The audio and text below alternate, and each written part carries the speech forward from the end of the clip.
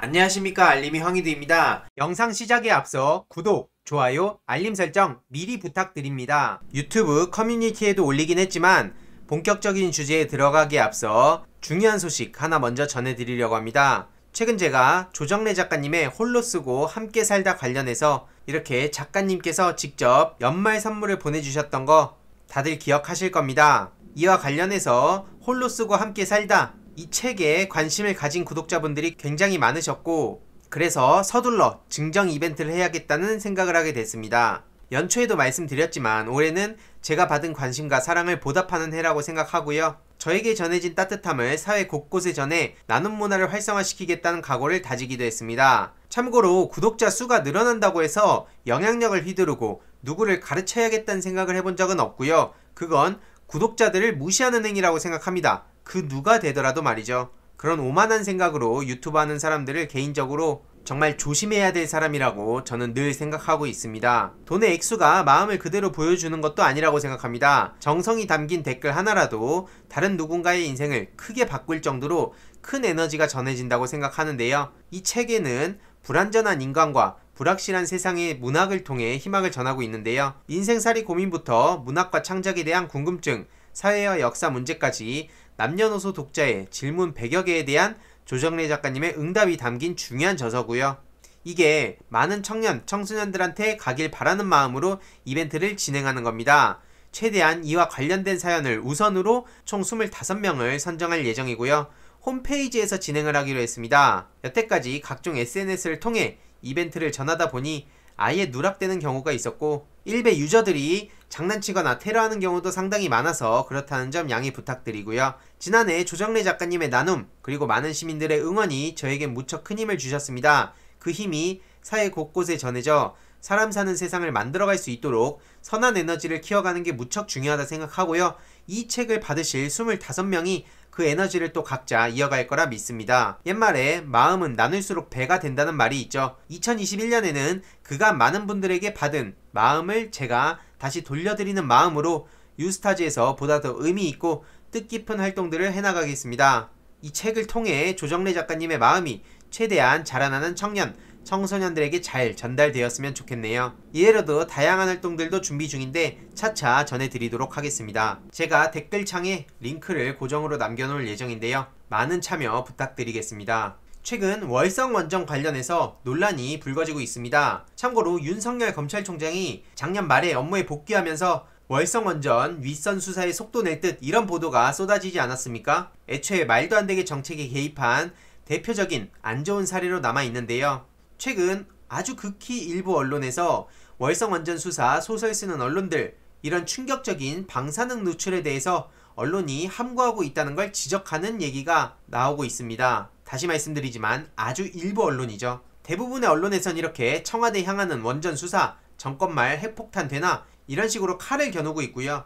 보시다시피 문재인 정부에 치명타를 안겨준다 그러고, 월성원전 1호기는 애초에 7천억 원을 들여 설계 수명을 22년 11월까지 늘려놨는데 문재인 정부가 들어서서 탈원전 정책을 한다고 4년 5개월 앞당긴 2018년 6월에 조기 폐쇄를 했고, 이게 감사원 감사 결과 문제가 돼서 검찰에서도 윤석열이 저렇게 칼날을 들이대고 있다. 이게 자칭 보수 언론의 논조인데요. 이런 식으로 최지원 감사원장, 윤석열 검찰이 굉장히 신속하게 움직였죠. 대다수의 언론에서도 마찬가지로 이렇게 문재인 정부를 겨냥했습니다. 하지만 중요한 것은 최우선 돼야 할 안정성에 대한 검증이 온데간데 없고 온통 경제성과 검찰 수사에 초점이 맞춰져 있다고 해도 과언이 아니라는 지적이고요. 지난 7일 포항 MBC가 방사능 오염 노출 가능성을 경고한 극히 일부의 목소리를 내기도 했습니다. 이에 오늘 우현식 의원도 입장을 밝혔는데요. 월성원전 3중 수소가 검출됐는데 노후 원전을 폐쇄해야 된다는 주장입니다. 한마디로 이 노후 원전 폐쇄만이 국민의 생명을 지키는 길이라고 주장을 한 건데요. 이 3중 수소가 굉장히 무지막지한 거죠. 후쿠시마 원전 오염수에 포함된 방사성 물질 중에 핵심이라는 건데, 이게 무려 월성원전 부진의 10곳의 지하수에서 최대 71만 3천 베크렐이 검출된 겁니다. 이렇게 충격적인 소식에 대해서는 언론이 애초에 관심도 없는 것 같은데요. 지난 2015년부터 삼중수소 누출에 대한 문제 제기가 이미 있었다는 겁니다. 그래서 월성원전 인근 주민들은 오래전부터 이주 대책위를 구성하고 갑상선암 등 집단 소송을 제기하고도 있는 상황인데, 언론에선 그저 문재인 정부 깎아내리기에 급급한 상황이고요. 이건 단순히 정치적, 정파적인 비난 수준이 아니라 우리 시민들의 삶과도 직결된 굉장히 심각한 문제라는 걸 명심해야 됩니다. 언론인들이 지금 저렇게 본인들의 이해관계에 따라서 문재인 정부를 겨냥한다고 선택적 침묵하는 거에 있어서 그냥 넘어가선 안 된다는 거죠. 이런 상황에 카이스트 교수라는 작자가 방사능 픽폭이 멸치 1g 정도라면서 말 같지도 않은 소리를 해서 이게 논란이 되고 있습니다. 수사 물타기를 하기 위한 거라는 터무니없는 얘기를 한 게 바로 정용훈 카이스트 교수라고 하는데요. 지난 2017년도에는 후쿠시마에 사람이 살아도 아무 문제가 없다는 식의 터무니없는 발언을 한 사람이기도 합니다. 애초에 삼중수소라는 건 물에 있어서도 안 되고, 그게 발견됐다는 건 물에 있어서는 안 될 게 발견됐다는 거죠. 굉장히 심각한 상황인데 언론에서 침묵하니까 이게 그냥 그런가 보다 싶고 넘어가는 거 아니겠습니까? 저런 카이스트 교수라는 사람들이 얘기하면 마치 굉장히 권위 있고 신뢰도를 가지는 사람들이 많은데, 저는 점점 이런 사람들을 보면 볼수록 암기 위주의 교육을 통해서 명예와 부를 축적해온 사람들에 대한 신뢰가 점점 떨어지고 있습니다. 실제로 저런 엘리트의 시대는 저물어야 마땅하다 생각하고요. 어떻게 이거를 음모론 취급합니까? 아니 그럼 직접 가서 살 수 있습니까? 일본에서도 방사능 가지고 말도 안 되는 언플하다가 목숨을 잃은 사람들이 한둘이었습니까? 중요한 건 어찌됐든 윤석열 검찰총장이 지금 조용히 침묵하고 있는 상황인데, 어떤 만행들을 어떻게 벌일지도 눈여겨봐야 되는 거고요. 언론의 침묵 또한 강력하게 비판도 해야 되고, 그건 그거대로 하되 이런 중요한 실체를 더 널리 빠르게 알려야 된다는 것도 굉장히 중요하다고 생각합니다. 감사원, 검찰, 언론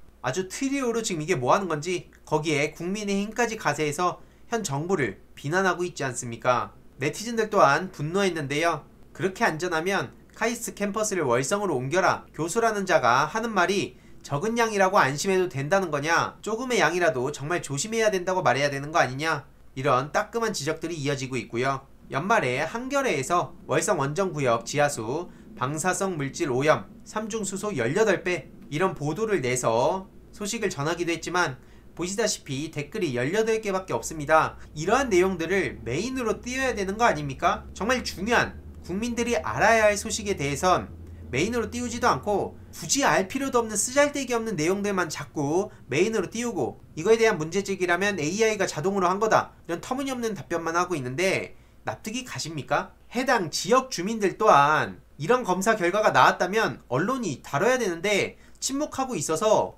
대부분 이런 심각한 현실을 모르고 있다는 게 저는 되게 중요한 거라 생각하고요. 윤석열 패거리들 또한 이런 무지막지한 짓들을 벌이고 지금 저렇게 언플을 하는 데 있어서 반드시 책임을 져야 되는 날이 올 겁니다. 이런 식으로 정책에 개입하는 검찰이 말이 됩니까? 어찌됐든 윤석열 검찰총장은 원전 공무원 2명을 구속 기소를 하기도 했었죠. 열심히 이거를 뒷받침하며 언플하던 조선일보는 정작 한수원 자체 조사 결과에 대해선 침묵하고 있고요. 이들의 심각한 현실에 대해서 주위에 꾸준히 알리려고 합니다. 그리고 안철수 씨가 썩은 나무 벨 시간이 다가왔다, 최근에 김동길 씨를 만나고 와서 저런 얘기를 했는데, 시대가 어느 때인데 지금 도끼 타령하는지도 모르겠고요.